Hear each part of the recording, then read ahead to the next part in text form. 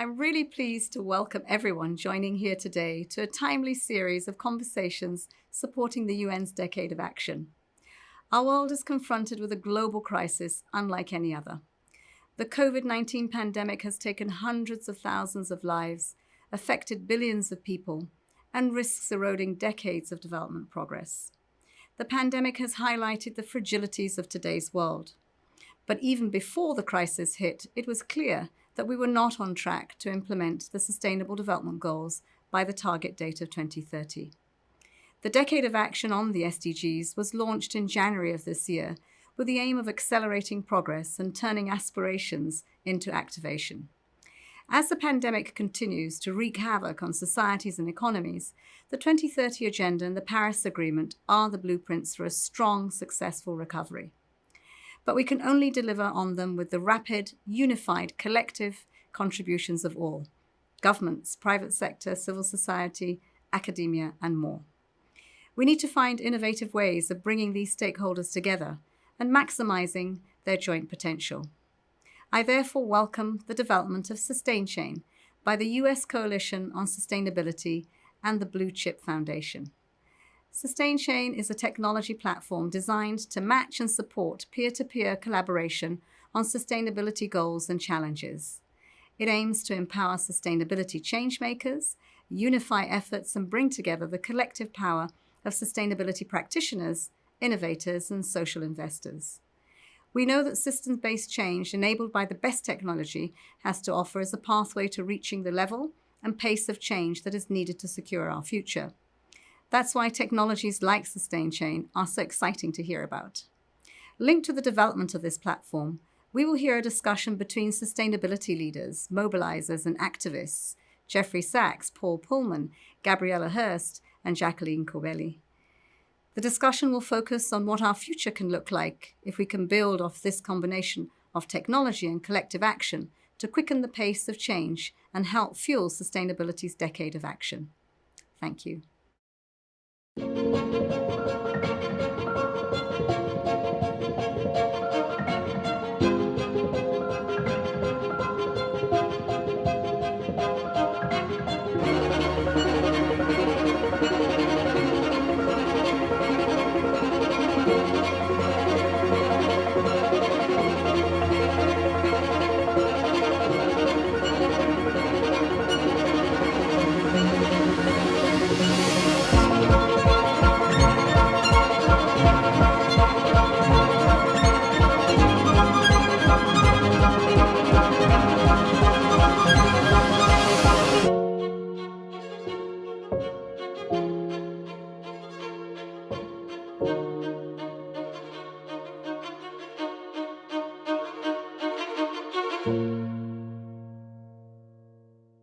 Hi, I'm Jennifer Gross, co-founder of the Blue Chip Foundation.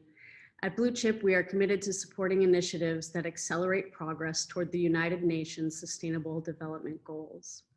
We believe that can only be accomplished if bold, innovative solutions are created that propel us on the path to 2030. As the Deputy Secretary expressed, the private sector has a significant role to play in achieving the SDGs. Industry partners can take collective action to effect real system-based change. Sustain Chain is an online community that allows industry, its sustainability innovators, and financial investors to come together and pursue peer-to-peer collaboration and collective action.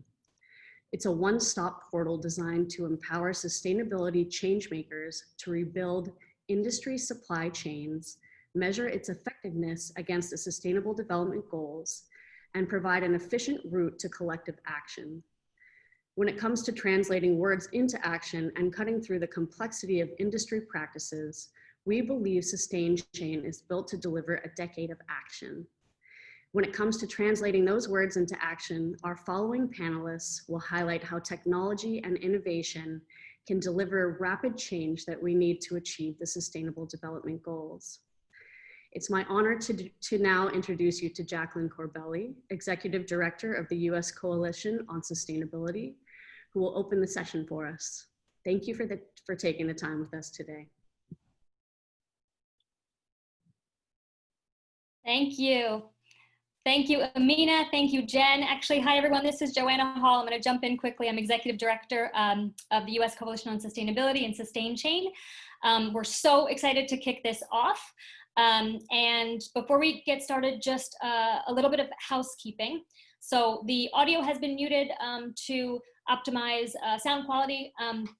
We, of course, want this session to be as conversational as possible. So please submit your questions, chat, and we're going to make sure that we have some time held at the end to answer some questions. Now to introduce our incredible speakers. So Gabriella Hurst, the founder and creative director of critically acclaimed and sustainable fashion brand, Gabriella Hurst. We congratulate Gabriella on her recent CFDA award. Jeffrey Sachs, world-renowned global economist and the director at the Center for Sustainable Development at Columbia University and director at the UN Sustainable Development Solutions Network. Paul Polman, who revolutionized global supply chains while CEO at Unilever, and now the founder of Imagine and a staunch SDG advocate. And finally, it's my absolute pleasure to introduce my partner in arms, Jacqueline Corbelli, CEO and founder of Sustain Chain and the U.S. Coalition on Sustainability. A game-changing innovator and transformative leader, Jackie has spent her career redefining businesses, and now she's putting all of that energy and that expertise to bear in achieving the SDGs. And with these formidable visionaries, Jackie will be discussing how to drive SDG results through collective action powered by technology. And I believe that Jeffrey's going to be kicking us off. If I am to start, it is to say thank you, Joanna, first of all, and especially to Jen Gross and Jackie Corbelli for launching the U.S. Coalition on Sustainability and on creating Sustain Chain, which is an amazing innovation, and for the great pleasure and honor to be part of this fantastic group, starting with the Deputy Secretary General of the United Nations, Amina Mohammed. Thanks God she's there. You could see she is an incredibly dedicated leader. Actually, she helped negotiate and create the Sustainable Development Goals in the first place, and then we were so fortunate that she became Deputy Secretary General to help implement them. And I'm absolutely thrilled to meet Gabriella Hurst, an amazing leader in fashion and business, and also always to have the chance to be with Paul Polman, who is truly just an incredible visionary, and but not just a visionary, someone who proved the whole proposition that you can make the top world-class business on the basis of alignment with sustainable development, and to face down some formidable competition, actually, which was based on the proposition of short-term finance, not the kind of enterprise I particularly like, but Paul proved what really works in this world is keeping the eye on true social value and thereby creating the right products and the right understanding and spirit and motivation of customers, workers, and everybody that knows and so much reveres and respects Unilever for exactly that kind of orientation in the world. Well, this is the time when we need business to be stepping forward. This is absolutely clear. In some places, government is incapable, incompetent, or stepping backward. Even when governments are moving forward, they can't do it without business. We need technological transformation. We need new business models. We need businesses that are aligned with the environmental imperatives, and COVID-19 is an environmental crisis, remember. Zoonotic diseases like COVID-19 are the result of unsustainable land practices. So are the forest fires that are raging in the west coast of the United States. So is the increasing intensity and damage from hurricanes such as Hurricane Sally hitting in the Gulf of Mexico as we speak. We are facing an environmental range of catastrophes right now. and we need to do things differently. And that means new technology and new businesses. And what's unique about Sustain Chain is that it is a peer-to-peer collaboration. It's a global collaboration. It brings the best of business together. So I'm absolutely thrilled with watching its birth through the sparkling eyes of Jen Gross and Jackie Corbelli on what to do, and then watching it take shape with also the great work of Joanna and Jackie in creating this network, and then watching how it is branching out throughout the entire world. And this is very exciting. Just as we saw in the introductory map, this is a worldwide effort. So thank you very, very much for letting me join briefly in this exciting discussion. And I turn it over to our fantastic panel. I think Jackie is going to introduce them. Thank you, Jeff.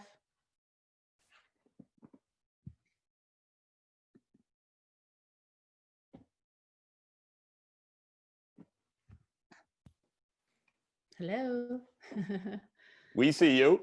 Okay, great. Yeah. Well, thank you, Jeff, Amina, and Jen, and Joe, and thank you both, Gabriella and Paul. It's an exciting moment in all the ways we've just heard, and to have you all here to have this conversation with us today.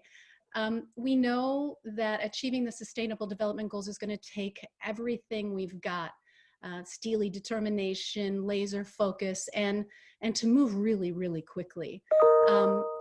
It's why I could not be more thrilled to be speaking with two of you today. No one is more focused and determined or has more clearly demonstrated how interconnected change can be realized. It's called the Decade of Action, as the Deputy Secretary General and Jen and Jeff all shared. We've got a 2030 timetable, and no one is more adept at delivering on a definitive timeline than business. It's universally acknowledged that the global private sector carries a pivotal role in achieving sustainability in two ways. The responsibility businesses have to rebuild supply chains, and then technology, not only as a source of sustainable innovation, but a vehicle and engine to drive very rapid change. Paul, what a thrill to have you here with us today. Thank you. Thanks for the opportunity. My gosh, your leadership spans well over a decade, and what you personally proved possible in affecting wholesale supply chain sustainability at Unilever is absolutely unparalleled. You've lived the reality of pulling off the kind of sweeping change it's going to take to get us to 2030. And with Imagine, I imagine, there's this incredible opportunity to replicate those advances in shepherd supply chain sustainability across industries. Is that how you see it? Is that why Imagine was created? Well, Imagine was created for a very simple reason, that we're at a point that we all know what needs to be done. And with the main focus on two very related things, which is climate change and inequality. And yet, even before COVID, we were already terribly off track with the Sustainable Development Goals. 5 years in, we only have 10 years left. Gender equality was on a trajectory to take 257 years. Climate change still projecting to above 3 degrees. Inequality actually going up. In fact, in the last 15 years, 95% of corporate profits have gone to CEOs and shareholders. We live still in a world where 4.3 billion people live off less than $5 a day. So it wasn't working before COVID. Then COVID came, brought to light a little bit more the interdependence between biodiversity, human health, the economy itself, climate change, now also a racial dimension. So you're really getting to this integrated solutions as we try to capture them in the Sustainable Development Goals. What we think, and Jeffrey already alluded to this, if you look at the coming decade, one of the things that COVID also showed was really that we have a broken global governance system. It really dates from 70 years ago of Bretton Woods, and frankly hasn't been adjusted. And yet most of the issues that we now face, cybersecurity, climate change, financial markets, and now the pandemic, require global solutions. So our point is very simple, that in order to increase the speed and scale of implementation of the Sustainable Development Goals, we need the private sector to accelerate, and doing that at scale. And by doing so, helping de-risk the political process. Ultimately, we do need the politicians, but increasingly the initiative more and more needs to come from the private sector. You're starting to see it happen on climate change. You saw it happening on COVID, when countries shrank back to their territories and businesses started to cooperate at a global level. And I think you see it also in many of the other Sustainable Development Goals. What Imagine does is bring CEOs together at critical mass across the value chain by industry sector. We think that is about 20 to 25% of a value chain to drive these tipping points. Starting with fashion, now also with food, working on finance, moving into tourist and travel, and also tech. And actually these 5 areas next to the broader energy transition cover actually most of the Sustainable Development Goals. Well, I mean, you raised fashion, and I can't help but bridge to it.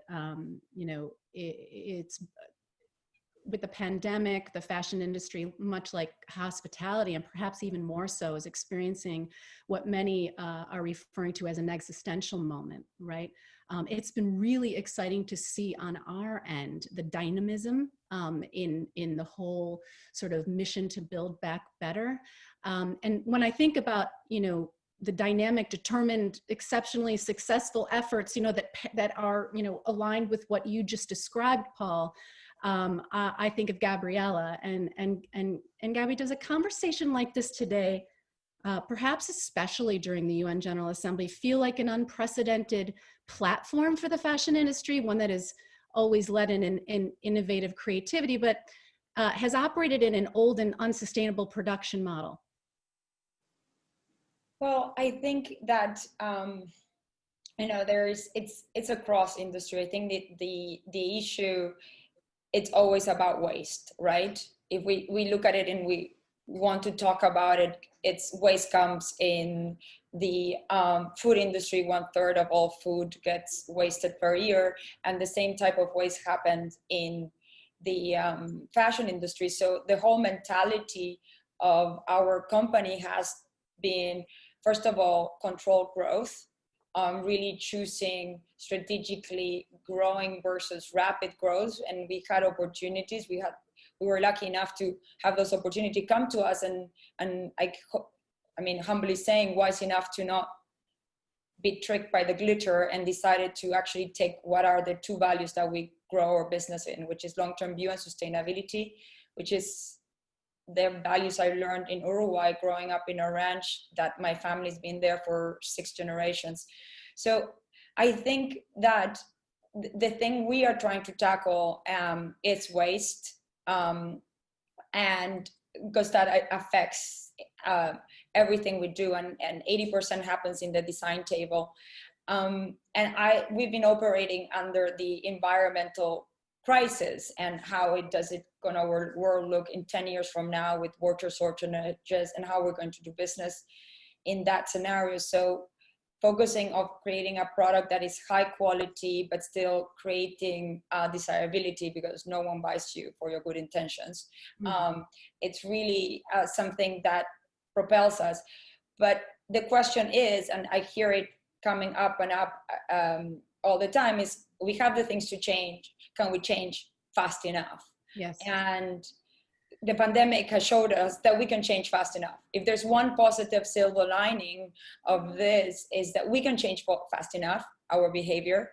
So it's becoming more and more visible. What something was like the silent killer, now it's becoming more visible with the fires and the hurricanes and what we've been talking about. And I think that the silent becoming visible, it really needs to propel us in that speed that we need, because the elements are all here. The brains are here, the technology are here, the people and the heart is here.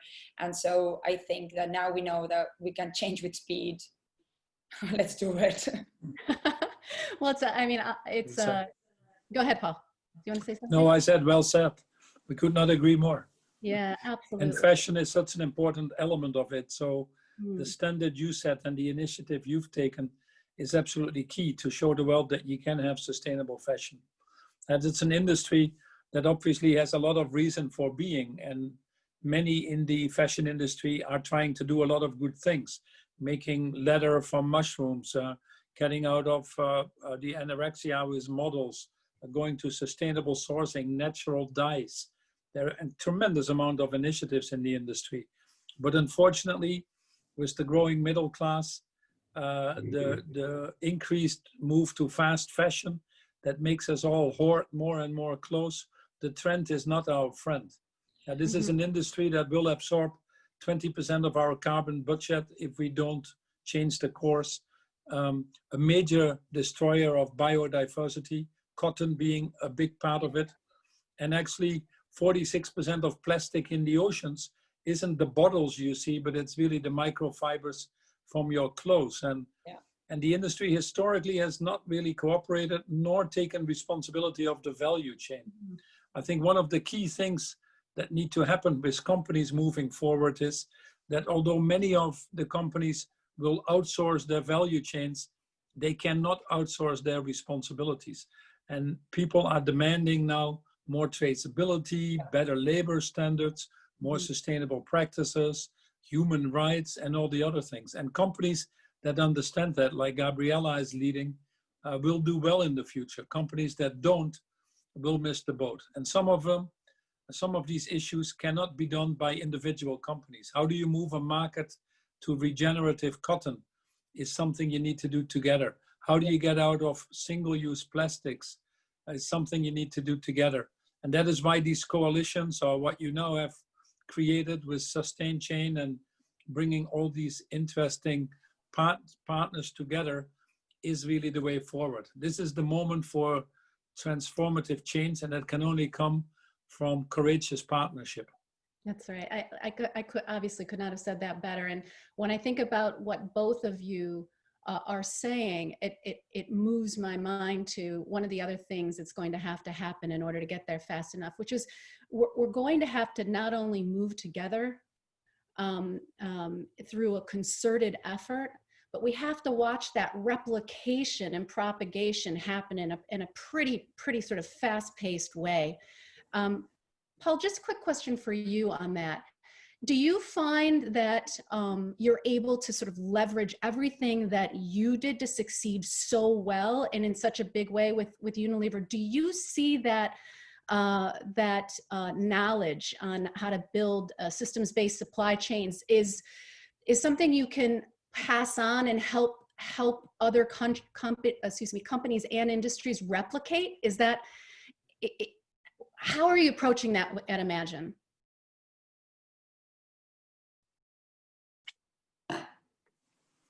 Sorry, I got disinterrupted, but it is hard work. I think ultimately what companies need to do, and for which companies will be held responsible, is not only to ensure that their business models are made sustainable, and this is where CSR is bringing your own house in order, but also, as I mentioned, that the whole supply chain delivers on that. And that is obviously a much bigger challenge. Companies need to strive to be net positive in the end. If companies cannot show that they have a positive impact on society, why should we leave these companies around? And increasingly, you see that separation happening between the winners and the losers. Where the challenge comes in is really the step after that. I think that the real companies of the future will actually work on these more transformative changes to drive these systems changes. And that takes time. And there are some hurdles. A financial market that is still very short-term focused needs to move to the longer term. It's not easy to do.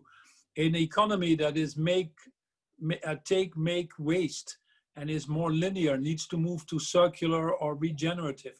It's not easy to do. An economy that needs to be more inclusive. If you see that the wealth accumulation is only happening to the few, whilst the many seeing actually their standards of living go down, we need to change our economic system. These are major systems changes. And there are some hurdles that we need to overcome. First of all, we need to move beyond measuring financial returns to also include social and environmental returns. If we don't put these measures on there, for example, the price on carbon, then it's very difficult to direct energy and funds So that's an obstacle we need to attack, and that ought to be possible. The second thing, as I mentioned, move the financial markets to the longer term. And the third thing, if you realize the absence of governments to put these frameworks in place, it is really these broader coalitions that you bring together under a common objective, an aligned purpose. And what COVID has done, I think, is not only brought the awareness to the social part of ESG, but also actually accelerated amongst the business community these broader partnerships. Yeah. And that is what we now need to capitalize on. And that's why the technology that you bring to this, again, once more, is very timely. Thank you.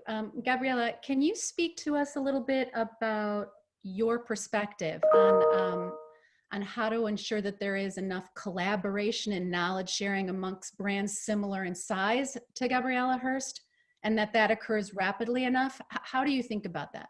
Well, I think that Sustained Chain, that's why I was so excited to see it as a realization of a platform, because the 5 years of work and research that we've done, which has been led by passion and then making sure that we're checking with scientists, and this is actually something I always like to say to smaller or bigger companies, is it's a practice, and this idea that we can achieve it perfect, that doesn't exist. Nobody's doing it perfect. And so, but we need to start and put the courage in there with the right systems checks. And I couldn't agree more with accountability from the social component and the environmental component being part of the corporate budget meetings. It's part where we need to be checked on that in self-governance and in corporate governance.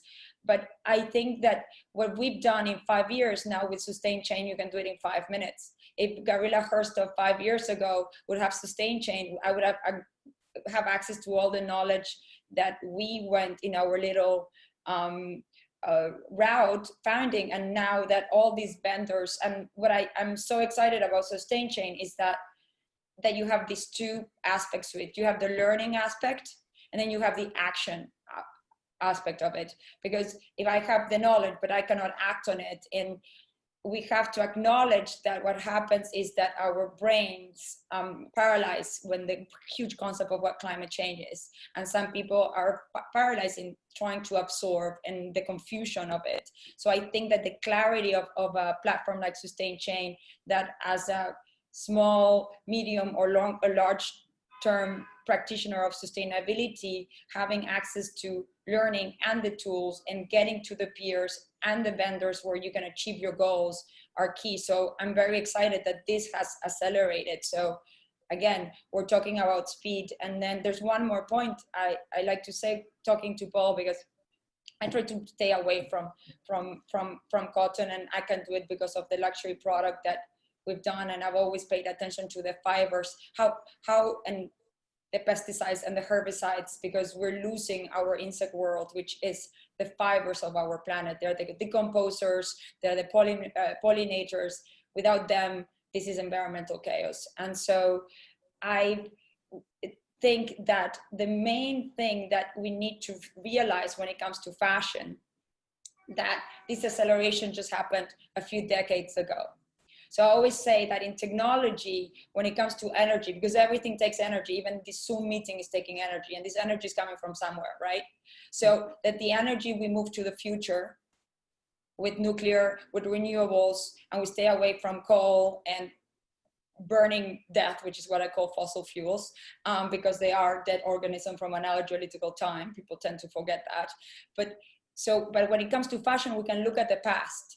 We can look at history. As a civilization, as a humankind, we always dress, we always adorn ourselves. It's part of who we are and a part of our civilization. So if we look at how we were used to be able to create the garments that we wear, we had few, but good. I'm sure Paul remembers, as I remember, how my mother and father dressed with very few things and of quality. And that cultural change can happen. So it's just a mentality of change. That so when it comes to clothes, look to the past. So when it comes to energy, look to the future.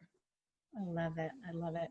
Let's build a little bit on the amount of innovation and investment it's going to take to fuel the amount of collective action that must occur and occur quickly to reach the goals. There seems to be this catch-22 of sorts, of demand driving investment and investment driving scale and innovation, and then innovation driving the integrity of the brand, right? The latest research shows that about 29% of consumers in the US say sustainability now matters more. And they say that's because they've had more time to think about what's important and to see the impact people's behavior can have on the planet. So demand is definitely growing. Paul, you're working with, I think, 70 or so CEOs in the fashion industry alone with the Fashion Pact, is that right? You know, certainly that's an opportunity for collective action and the simultaneous change, you know, we touched on before.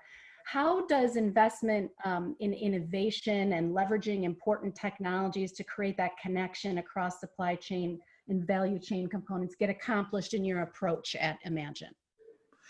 So let me just first, Jackie, go back to what you mentioned before. When you say 29% is the number that you mentioned, I think, would buy more sustainably. I think that is the change that you're seeing since COVID. If you look at the absolute levels, you know, 95% of the citizens of this world don't want to go back to where they came from. You know, 80% will only work for a company that has purpose driven in its, you know, engraved in its corporate strategy.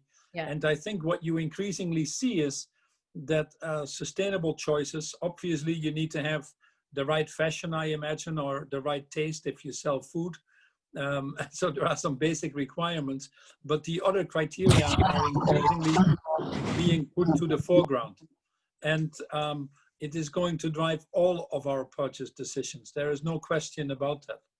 Now, technology, next to this partnership that we talked about in the value chain, is absolutely crucial, not only to drive the innovations that we've talked about, the hydrogen technology, the synthetic fuel, the carbon capture when it gets to climate change, but more importantly, I think the transparency that we drive in the value chain, the data of where we need to intervene to cut the use of resources, the ability to enforce and monitor, all these things are driven by technology. We're now able to see on the square meter, we've mapped the whole of Indonesia to look at concessions on palm oil, to look at forest fires, and in 2 minutes, any of the suppliers can see what is happening where. The same is now being put in place in Brazil. So for example, thanks to technology, there are no excuses anymore, I believe, for any manufacturer to have materials in your value chain that come from illegal deforestation. Likewise, we can also use the technologies increasingly so to drive these efficiencies that we need. Companies at the same time will need to be very agile and flexible in this fast changing environment, but they also need to be resilient. And technology plays an incredibly important role to do that. At any time in our value chain, we need to start to see where products come from, what the sourcing is, if there are, what the labor standards are, where the things are produced. And that is an enormous amount of information that is coming forward. And that's technology. The final part of technology is really to help us prove that we are past the point that most of the things we know we need to do is costing us more. That's a fallacy that should be finished now. We just spent about $12 trillion on the COVID crisis just to stabilize the global economies and have to spend probably more to get us out of this mess. Just to implement all the sustainable development goals, the 17 sustainable development goals, is estimated to cost $3 to $5 trillion. We're spending now 3 to 4 times more on COVID. I would argue, Jackie, that for each of the sustainable development goals, because we're not acting fast enough, for each of the goals, we are already incurring costs that are higher than the implementation of all of the goals. Now, if you then turn this around, it then becomes a very attractive opportunity to put the value chain together to put technology there as an accelerator, to bring young people in, to galvanize the financial community behind the Sustainable Development Goals. And if you can create that platform where all these interactions are able to be performed, I think you're creating an accelerator effect for the implementation of the Sustainable Development Goals. Excellent. I'm looking at the chat, and we've got some great questions coming in. So if you don't mind, I'm gonna throw one at you. What is the easiest, fastest path to get companies to focus on social and environmental goals? Regulate companies by putting a price on waste, emissions, inequality, etc., or regulate investors to focus on social returns, a tax, or regulate through sales tax, or hope that companies do the right thing through customer pressure? Is there another way? Gabriella, can we start with you? Yeah. I mean, they all sound like good ideas that should be implemented. Like, I think that I see the urgency of a body that self-regulate us in our industry. I think the point of transparency that Paul keeps on talking about, we actually applied EON, which is a technology of traceability where it shows to the customer, why do we choose this fiber, why do we choose this mill, because of their usage of water or renewable energy, or because it's a woman-led business. All these choices have to come to the client. Going back to the 29%, we are seeing, even as a small company, we're seeing the questions come weekly. Where are you sourcing your cashmere from? How is your merino wool being treated? These questions, I can see a change in the past 5 years. So I think that right now it's really self-governance. We don't have a government and certifications that you can apply. And of course, they are those high standard ones but there's a populated world when it comes to certifications, and I think that government regulation needs to be, there's more obviously in Europe than we have in America, but I think that would be one. And then I am a believer of taxation when it comes to toxicity in the environment. And I think that I think all the above are great ideas. I think from, I guess, the selfish point of view of my industry, I think that we need somebody to a body that can regulate us for sure. Paul? Yeah, I cannot agree more with Gabriella, and I don't want to repeat it, but it's clear that we are dealing with very, very complex issues, and that can only be solved if we all work together. This is a world where adults are behaving like children, whilst children are behaving like adults. So if we can put governments together, with the financial sector, with the private sector, academics, civil society, I think that would go a long way. But the reality is it's obviously very difficult to do. Nothing beats the right frameworks that are strategic and long-term, like the European Green Deal or the biodiversity packets or the farm to fork packets will do a lot. Nothing beats equally getting the financial markets to be interested. We're seeing now the market for green bonds, impact investing starting to take off, very simply because of what I said before, that the financial market is starting to see the risks, but also the opportunities, and increasingly are able to factor that in.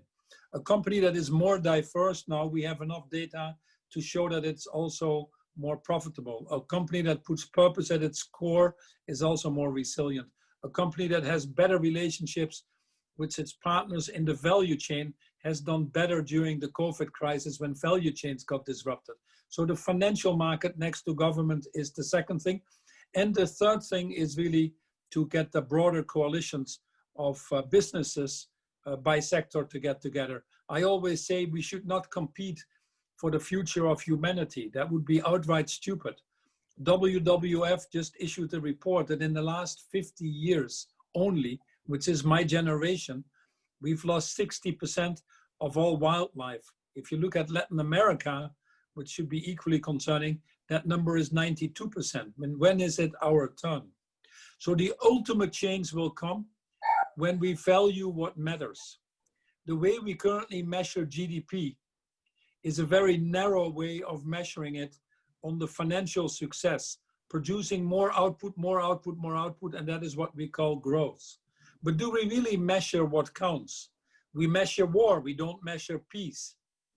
We measure producing plastics, we don't measure a clean ocean, just like we don't measure a clean air. We don't measure the quality of education. When Simon Kuznets invented the GDP, which was in the 40s, he made it very clear that it should never be used as an indicator for a country's well-being. It disregards these externalities that we are talking about. It does not have a measure of income equality in it. And it also doesn't talk about the future negative externalities that we are incurring and depriving this future generations from the same quality of life as we've become accustomed to.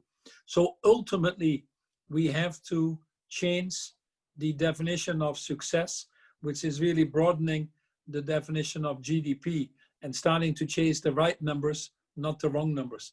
And that process is starting to happen in some countries, believe it or not, but we are currently dealing with some of the bigger countries, one located in the country that Gabriella is, that are unfortunately dealing with governments that don't share these opinions and put the future of mankind at risk, frankly. And unless we are able to change those in the near future, will we have to deal with some of these challenges and protracted timelines. That's a regretful thing. And the only way that we can now solve these things is to ensure that ultimately we get the right politicians that work together and help us design this better future that we're talking about. Yeah, I mean, I think we can all agree that it is incredibly daunting, but I think we also know that the know-how is there. There's certainly the desire, and then it's going to come down, like everything, right, Paul and Gabriella, to execution, right? I think one of the questions that came in is just very much linked to what you're both saying in terms of how do we structure the many topics that must be handled, right, to ensure the sustainable world actually manifests, right?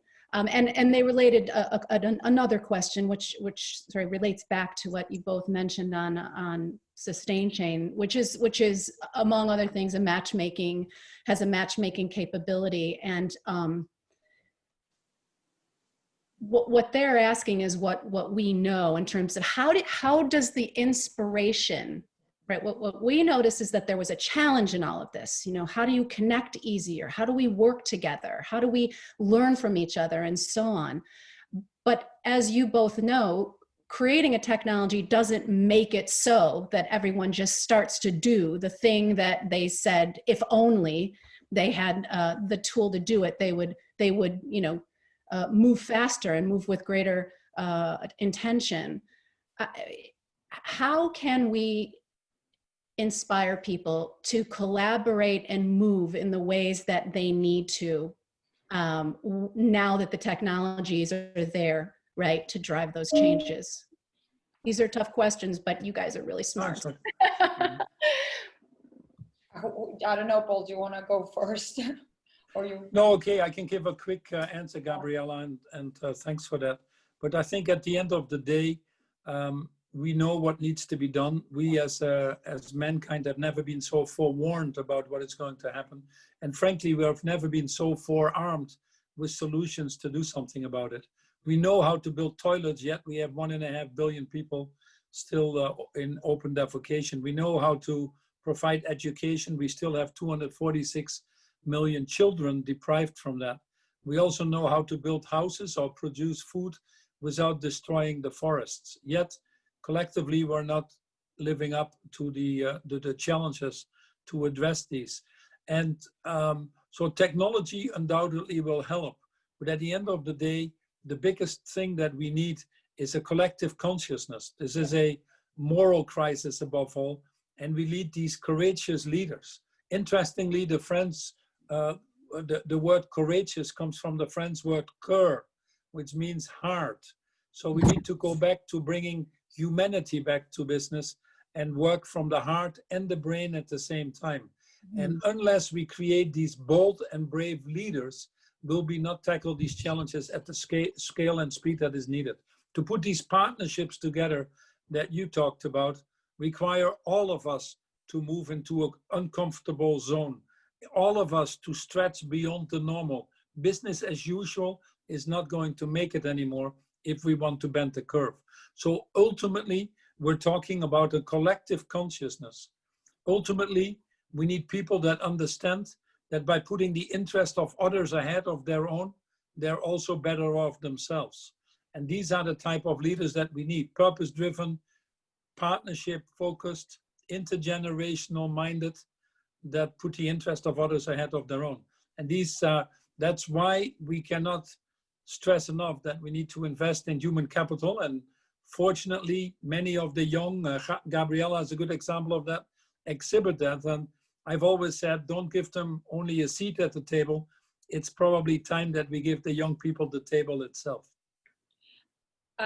I am so happy that you talked about the collective consciousness, Paul, because when Jackie just mentioned, the first thing is like, what has unified people more and share information, and it's catastrophe, right? We saw it after September 11 with intelligence agencies sharing information. So if we don't think that losing 60% of the wildlife in 50 years is a catastrophe, then we have a brain problem. We have a narrow pathway problem that we're not connecting. And so if we're not connecting, is it because are we living in urban setups, and are we seeing ourselves different from nature and not that we belong to nature? We are part of nature. So whatever happens in the exterior is happening in the interior. And I think then it goes back to the investment of human capital is with the education. With the education, we can trace those neural pathways to instruct our children, which, as Paul said before, are acting like adults. My 12-year-olds seem more wise and more know what's going on and threats of what the future is going to look for them than many of peers. And thanks for calling me young. I'm middle-aged, but I'm happy. No, you're young.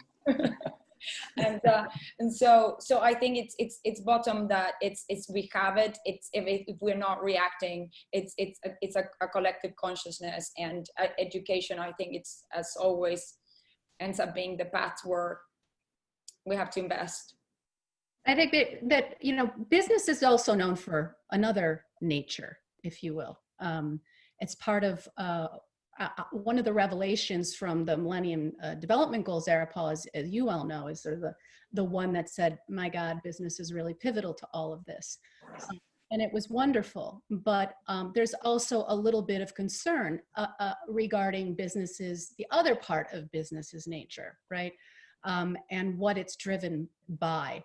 One of the things that we observed in letting people know, hey, you said you needed this and look what we've got, is, despite the talk about walking together and concerted effort, collective action, there's some businesses that just are not walking that talk. It's about competing, it's about differentiation. And it was, not shocking, but it's still a little disappointing to see, that some companies really, are holding back, right, from the things they know are so important to getting there.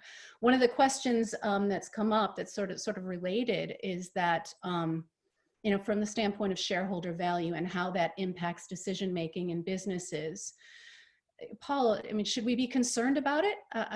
You dealt with it. It's a real thing. How should we be thinking about that?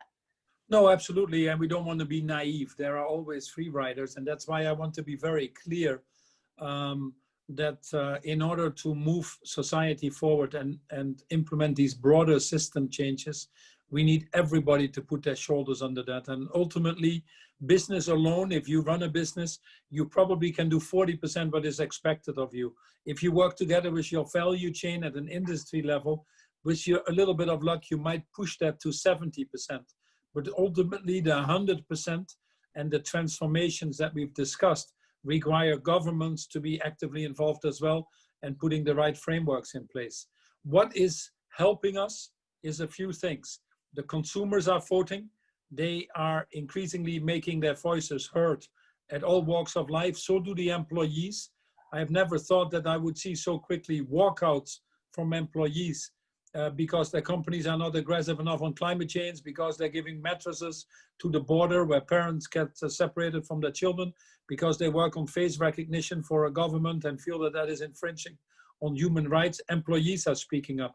The financial market is starting to move. And the most important thing at the end, if you cannot swing it with the moral forces that ultimately will win, but we might not have the time for that, the economic forces are taking over.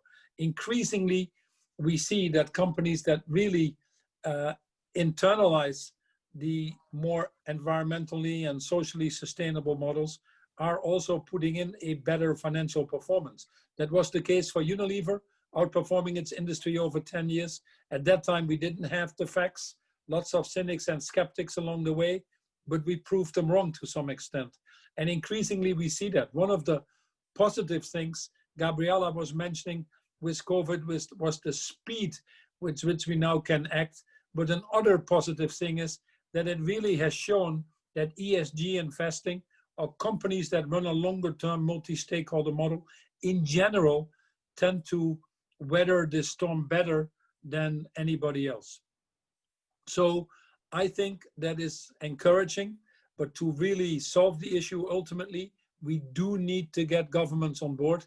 And that is why the circular economy package, or the new 55% reduction in carbon emission targets that Europe now has set, again, an increase from what they did before, are absolutely needed. Because I know that there are still a big enough group of people that react to the short-term pressures of the financial market, or in very few minorities that frankly don't care and only are focused on their own short-term gains. But those are the minorities, and we shouldn't get carried away with that. We should focus on aggregating the coalitions of the willing to drive these tipping points.